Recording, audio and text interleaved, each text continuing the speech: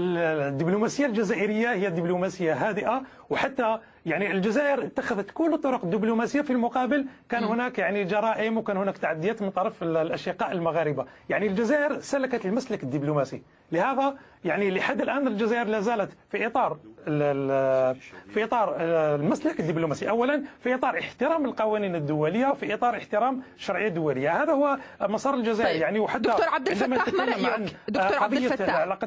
ألا تخفي سياسة المغرب الهادئة تصعيدا مبطنا، وأن المغرب هو من يتحمل مسؤولية هذا التصعيد في المقام الأول، إن كان من خلال تصريحات السفير لدى الأمم المتحدة، الآن تصريحات أيضا واتهامات للجزائر بتدريب عناصر من حزب الله وغيرها من القرارات والخطوات التي طولب المغرب بتقديم تفسير واضح لها، لكنه لم يفندها ولم يستجيب للطلب الجزائري بهذا الصدد؟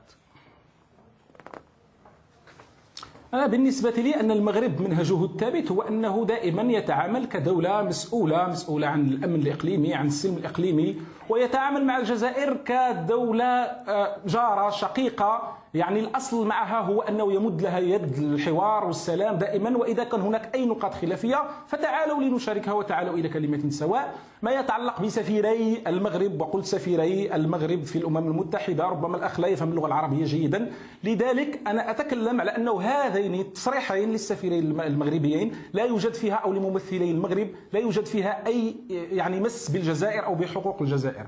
المسألة التي يتكلم عنها الأخ فيما يتعلق ببيغاسوس، والله لو كان لديكم دليل تقني واحد توجهوا إلى المؤسسات الدولية، توجهوا إلى المنتدى الدولي، اكشفوا لنا هذه المعلومات التقنية التي تدين المغرب. الكلام في الإعلام يعني لا فائدة منه، لا طائل منه، يعني تضيعون وقتكم وتضيعون وقت الشعب الجزائري في الحقيقة فقط. إذا لديكم أي دليل تقني توجهوا إليه. فيما يتعلق بعلاقات المغرب بإسرائيل، المغرب علاقته بإسرائيل، المغرب دولة مستقلة تقيم العلاقات مع من شاءت، هذا لا شأن لكم به. فيما يتعلق لديكم علاقات مع إيران بالمناسبة، وإيران الآن تريد أن تقيم جسرا بين شمال إفريقيا وبين منطقة نشاطها في منطقة الساحل والصحراء عبر الجزائر، ومن خلال تدريب عناصر بوليزاريو وتدريب عناصر بوليزاريو على حرب العصابات وكل هذه الأنشطة التي تقوم بها إيران. المغرب لا يقول أنتم دولة مستقلة، شأن لكم شأنكم في ذلك، يعني تصرفوا كما شئتم، فلتفعل الجزائر ما تشاء في سياستها الخارجية. الأمر نتكلم على أنه لدينا أولا نقاط خلافية مع الجزائر، وهذا أمر ثابت، والمغرب متمسك بحقوقه وسيتكلم دائما عن صحرائه.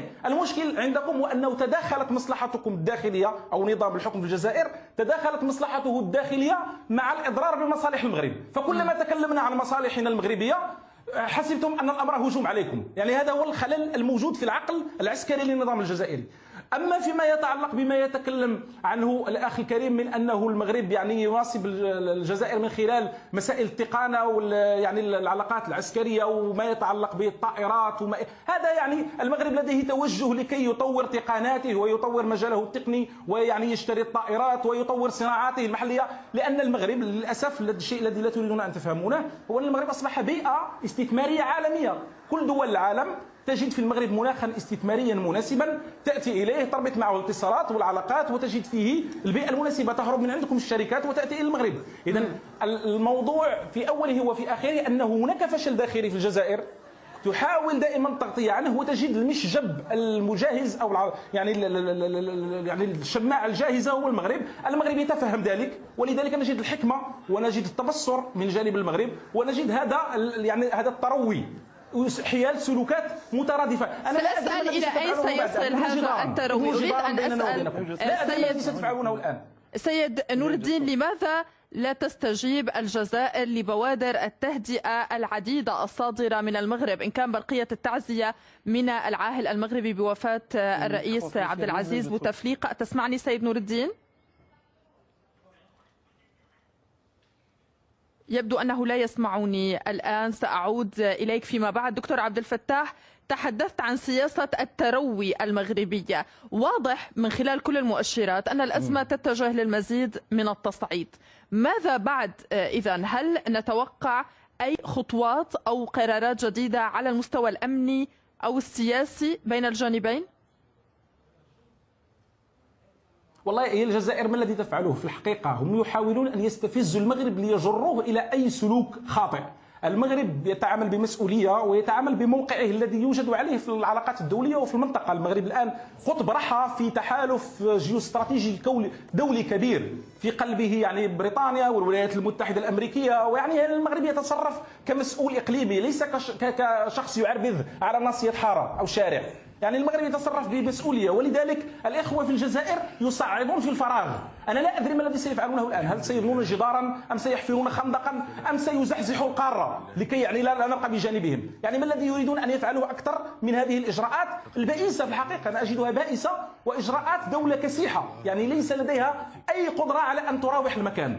فبالتالي هذا إذا كان هناك أي تصعيد أو أي شيء يمكن أن يمس الأمن الدولي والأمن الإقليمي والأمن والسلم الدولي فستتحمل تبعاته الجزائر.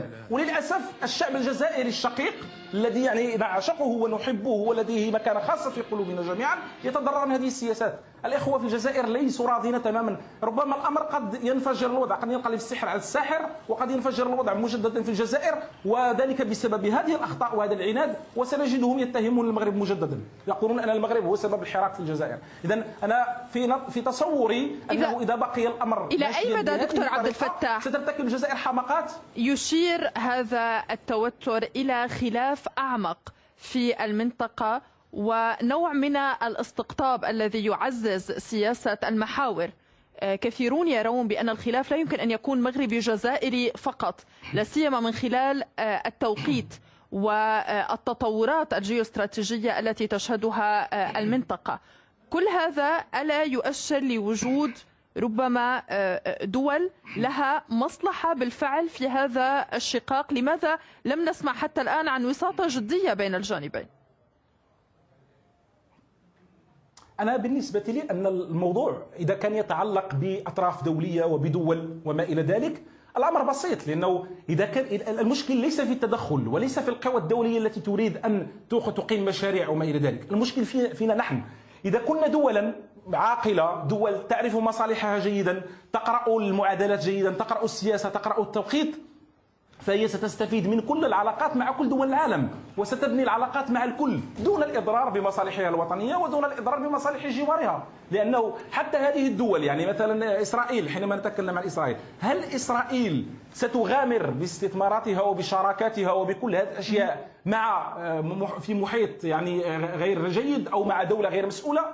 الموضوع يعني الولايات المتحدة الأمريكية سيد نور الدين انضم إلينا من جديد. الاستراتيجية الكبيرة في العلاقات مع المغرب. فقدناك لدقائق سيد نور الدين، لكن أريد أن أسير معك نقطة بنقطة. النقطة الأولى تتعلق بعدم استجابة الجزائر لبوادر التهدئة من قبل المغرب، إن كان رسالة وبرقية التعزية بوفاة الرئيس عبد العزيز بوتفليقة، إن كان الدعوة لتغليب منطق الحكمة والعقل والشراكة في العلاقات بين الجانبين، وحتى الدعوة لفتح الحدود بينهما. لماذا هذا التعنت الجزائري؟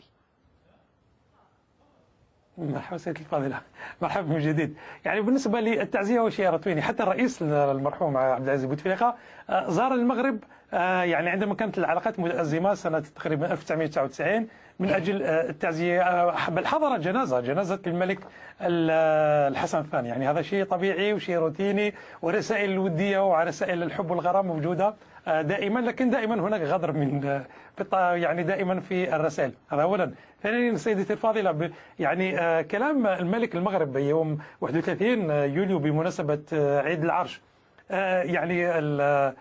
يعني كأنه الملك يعني وهو رمز بالنسبة للإخوة المغاربة كأنه يرسل ولا يستقبل. السؤال كان حول يوم قبلها ب 15 يوم بأسبوعين الجزائر طلبت استفسارات من الأشقاء المغاربة، وبينما ملك المغرب تكلم عن شيء ثاني. صديقي السؤال كان عن استفسارات حول الاعتداءات المغربية، لكنه تكلم عن شيء ثاني، يتكلم عن فتح الحدود وغير ذلك.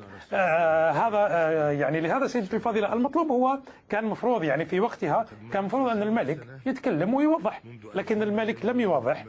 بعد الجزائر في البداية طلبت توضيحات لم يتم توضيح، استدعت السفير لم يتعامل المغرب، لهذا قطعت العلاقات. يعني لأنه الأشقاء المغاربة وخاصة الملك يعني وهو رمز عند الأشقاء. يعني أنا لست ممن يعتدي على رموز الآخرين، لأنه الاعتداء وغير ذلك يعني نعرف طريقة المغاربة يعتدون على رموز الجزائر حتى نرد بالمثل وينحرف الحوار. لا، يعني هذه طريقة قديمة وتجاوزها الزمن.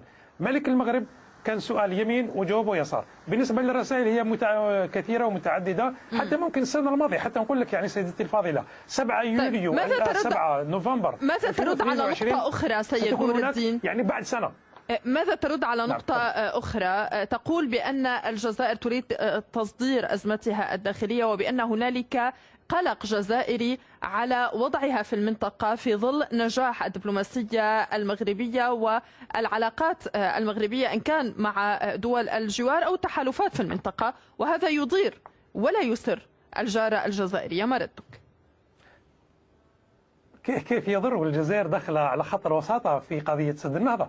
كيف يضر والجزائر هي التي أقامت اتفاق مالي سنة 2015 يعني لوقف إطلاق النار. يعني كيف يعني المغرب لديه حدود مع دولة واحدة هي الجزائر مع الصحراء الغربية، وكلاهما تختلف معهما، وحتى موريتانيا في أقصى الجنوب يعني بعد الصحراء الغربية كانت لديها أطماع لاحتلال الصحراء موريتانيا. لهذا سيدتي يعني عن أي بعد مغربي نتكلم؟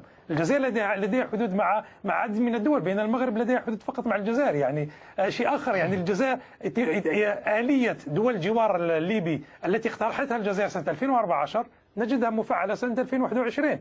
يعني في خلال ممكن 10 أيام، في خلال 3 أيام و4 أيام وزير الخارجية الجزائري رمضان العمامرة التقى ممكن مع 10 إلى 15 وزير خارجية أجنبي في نيويورك. يعني عن أي دور مغربي نتكلم يا سيدتي الفاضلة؟ يعني من كان مكلف بإسكات المنادق في البحيرات الكبرى في إفريقيا هو جزائري، دبلوماسي جزائري. من كان مكلف بالسلم في الصومال هو دبلوماسي آخر جزائري اللي هو اسماعيل جنيت. يعني الآن يعني مفوض الأمن والسلم في الاتحاد الإفريقي منذ سنة 2002 إلى سنة 2020 هو أيضا دبلوماسي جزائري، وهو ثالث أهم منصب في الاتحاد الإفريقي. سيدي الفاضلة نحن نتكلم عن دولة لديها تأثير يعني كبير في إفريقيا وهنا نذكر فيما يتعلق يعني بمسألة التأثير تحاول أن تزعج الجزائر وحجم الأضرار. لابد من التطرق إلى مسألة خط الغاز التي يبدو دكتور عبد الفتاح أن المغرب سيكون المتضرر الأكبر منها في حال لم تعيد الجزائر الالتزام به للمرحلة المقبلة. يعني بالنسبة لا، السؤال الدكتور عبد الفتاح في المغالطات التي ذكرها الأخ. تفضل. أولا أريد أن أرد على بعض المغالطات التي ذكرها الأخ الكريم. هو أولا حينما يتكلم على أنه العاهل المغربي يعني دعا إلى مسألة فتح الحدود وما إلى ذلك، هذا هو أحسن جواب وأفضل جواب. يعني جاءكم جواب من أعلى يعني سلطة في الدولة المغربية والتي تتمتع بالشرعية الكبيرة، وأنه يدعوكم إلى فتح الحدود وإلى الحوار بدون قيد أو شرط. يعني هذا في الأساليب الدبلوماسية الراقية للأمم العريقة هذا يعني مفهوم. أنت تتكلم تريد تفسيرا عن جملة في بيان لا صلة له بكل ما تتهمونه به، والآن جاءكم يعني دعوة صريحة من العاهل المغربي من أجل الحوار بدون شروط مسبقة.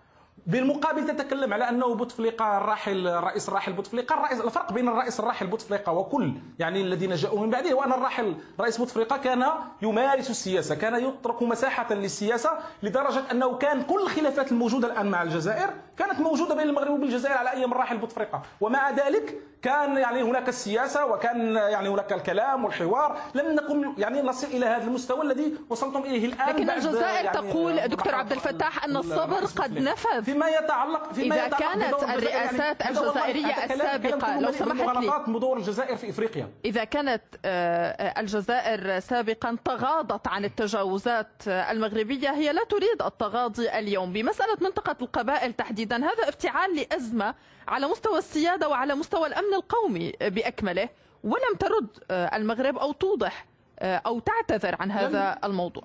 لم يكن هناك، لا، الموضوع ليس فيه أي تجاوزات سيدتي، لم يكن في أي تجاوزات في حق الجزائر لا في الماضي ولا الآن.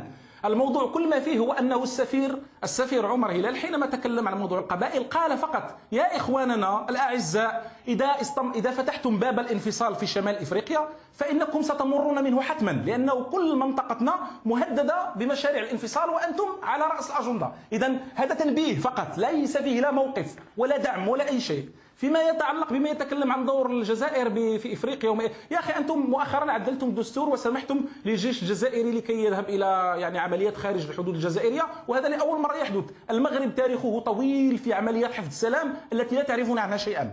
يعني هذا يعني كلام غير لا يحتاج الى كثير كلام، لانه مساله خط الغاز بعجاله دكتور عبد الفتاح بقي هذه النقطه منكمشه على حدودها ليس لها ايضا، وحتى وساطتكم في موضوع سد النهضه فشلت فشلا ذريعا، لا توجد اي وساطه في الدنيا فشلت بهذه السرعه دكتور عبد الفتاح مثل وساطتكم في سد النهضه، بل انه بمجرد ما وضعتم اقدامكم في اثيوبيا وصل الانفصاليون الى العاصمه. يعني المشكل هو انه تهربون الى الامام، تقولون تتمسكون بالاكاذيب وبالاشياء غير حقيقيه، ثم تاتون الى التاسيس عليها، وهذا المشكل ان القفز على الوقائع سيجعلكم ترتطمون بالجدار. انا احذركم مرارا من الارتطام بالجدار، لانه هذا ليس في مصلحه الشعب الجزائري وليس في مصلحه لم تجبني على سؤالي المتعلق بخط الغاز وتداعياته على المغرب ب 30 ثانيه. المغرب لا يستفيد من